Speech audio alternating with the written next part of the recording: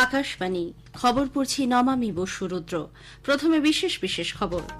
BJP নেতা দেবেন্দ্র ফড়নবিস আজ মহারাষ্ট্রের মুখ্যমন্ত্রী হিসেবে শপথ নিয়েছেন।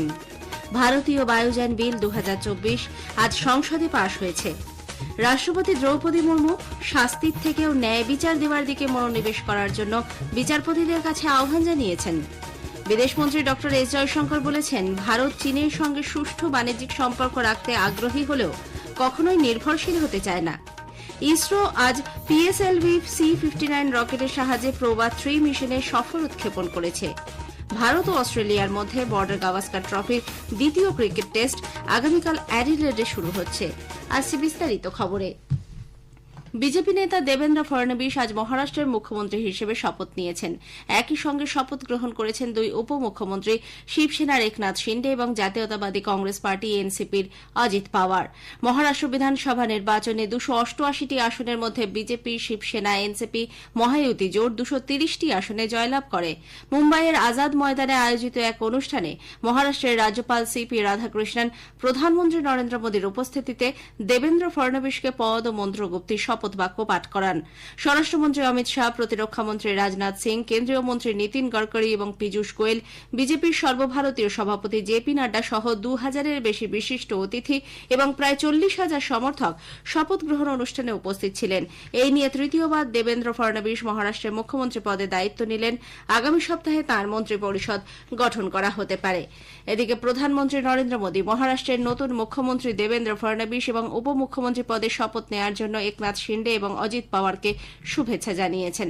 সামাজিক মাধ্যমের এক বার্তায় শ্রী মোদী বলেন, অভিজ্ঞতা, সক্রিয়তা এবং সম্মিলিত উদ্যোগের একটি টিম হিসেবে মহায়ুতি জোট ঐতিহাসিক জনসমর্থন লাভ করেছে।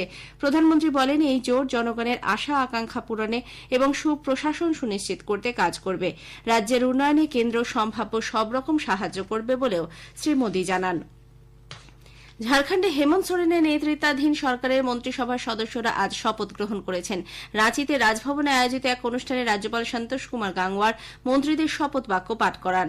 নতুন মন্ত্রী পরিষদে 11 জনকে রাখা হয়েছে। এর মধ্যে ঝাড়খণ্ড মুক্তি মোর্চা 6, কংগ্রেসের 4 এবং রাষ্ট্রীয় জনতা দল আরজেডির 1 জন সদস্য রয়েছেন।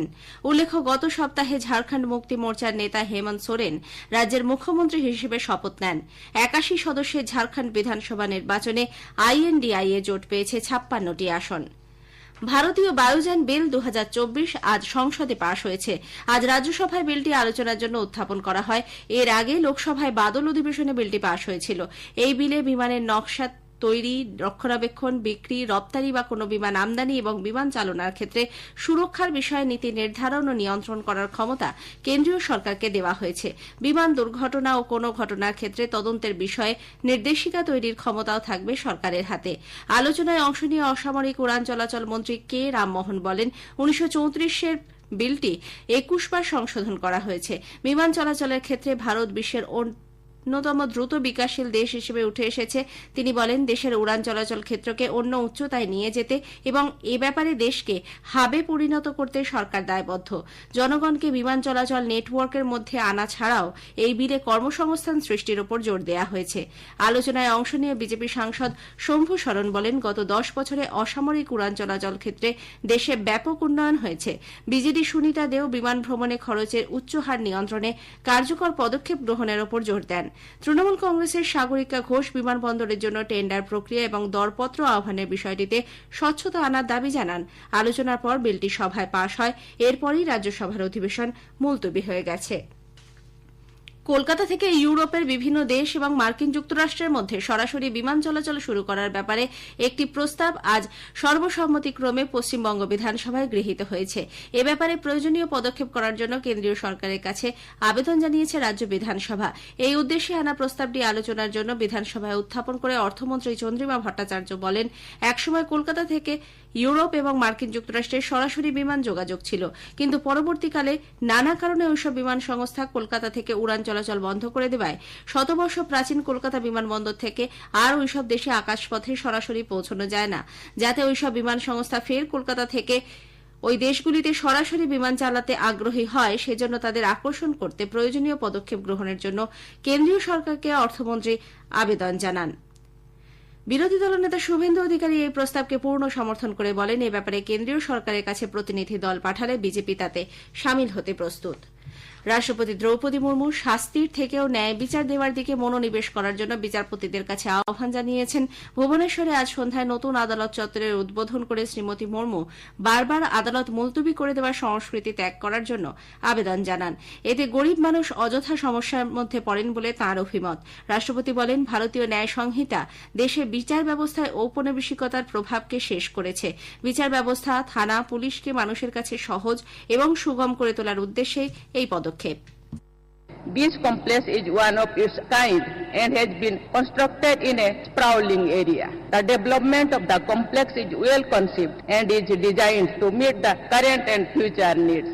I am happy to note that the requirement of the different segments have been kept in consideration and various facilities have been created accordingly. উল্লেখ্য, 5 দিনের ওড়িশা সফরে রাষ্ট্রপতি মুর্মু আগামীকাল ময়ূরভঞ্জ জেলায় তাঁর নিজের গ্রাম উপেরবেড়ায় একগুচ্ছ কর্মসূচিতে অংশ নেবেন। প্রধানমন্ত্রী নরেন্দ্র মোদী আগামীকাল নতুন দিল্লির ভারত মণ্ডপমে অষ্টলক্ষ্মী মহোৎসবের সূচনা করবেন। 3 দিনের এই মহোৎসবে উত্তর পূর্বাঞ্চলের 8টি রাজ্যের সংস্কৃতি, বস্ত্রশিল্প, কারুকলা, পর্যটনের সুযোগ এবং নিজস্ব পণ্যের সম্ভার তুলে ধরা হবে। ভারতীয় সংবিধানের রূপকার ড ভীমরাও আম্বেদকরের 69তম মৃত্যুবার্ষিকীতে দেশবাসী আগামীকাল সশ্রদ্ধ চিত্তে তাঁর স্মৃতি তর্পণ করবেন।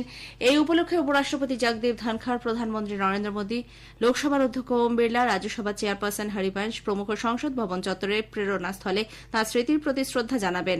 সকাল 9:30 থেকে বেলা 12:30 পর্যন্ত জনগণকে তাদের শ্রদ্ধা নিবেদনের সুযোগ করে দেওয়ার জন্য পণ্ডিত মার্গে 1 নম্বর গ্রেড দিয়ে সকলকে প্রবেশাধিকার দেওয়া হবে।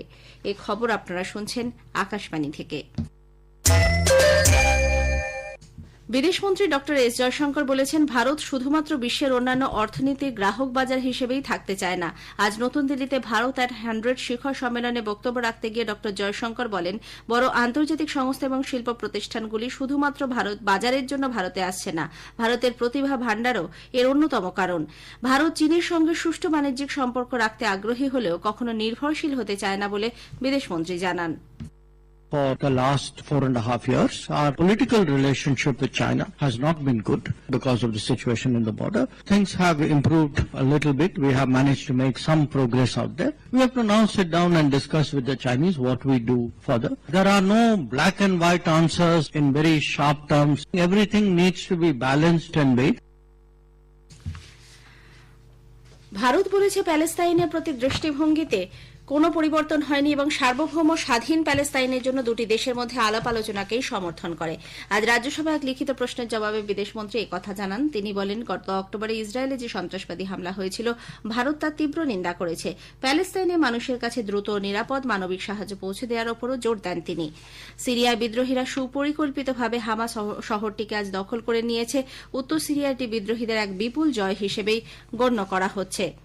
ভুটের নরেশ জিগমে শেখ খেসার নামগিয়াল ওয়াংচুক ও রানী জেতসুন পেমা ওয়াংচুক আজ নতুন দিল্লিতে প্রধানমন্ত্রী নরেন্দ্র মোদীর সঙ্গে দেখা করেছেন। শ্রী মোদী ভুটানের রাজাকে সেদেশের অগ্রগতি ও আঞ্চলিক উন্নয়নের লক্ষ্যে উল্লেখযোগ্য কাজ করার জন্য ভূয়সী প্রশংসা করেন। উল্লেখ্য, দুদিনের সফরে রাজদম্পতি আজ নতুন দিল্লি এসেছেন। বাংলাদেশ ব্যাংক বঙ্গবন্ধু শেখ মুজিবুর রহমানের ছবি ছাড়া নতুন টাকা ছাপানোর কাজ শুরু করেছে। বর্তমানে ব্যবহৃত নোটে বঙ্গবন্ধুর ছবি রয়েছে। বাংলাদেশের কেন্দ্রীয় ব্যাংক সূত্রে জানা গেছে, 20, 100, 500 এবং 1000 টাকার নতুন নোটগুলিতে ধর্মীয় স্থল, বাংলা সংস্কৃতির নানা ছবি রয়েছে। ভারতীয় মহাকাশ গবেষণা সংগঠন ইসরো আজ শ্রীহরিকোটার সতীশ ধাওয়ান মহাকাশ কেন্দ্র থেকে PSLV C-59 রকেটের সাহায্যে প্রভা 3 মিশনে সফল উৎক্ষেপণ করেছে। ইউরোপীয় মহাকাশ সংস্থার প্রভা 3 উপগ্রহগুলিকে উপবৃত্তাকার কক্ষে স্থাপন করবে PSLV C-59। আজকের এই সফল উৎক্ষেপণ ইসরোর বাণিজ্যিক উদ্যোগের এক মাইল ফলক বলে মনে করা হচ্ছে।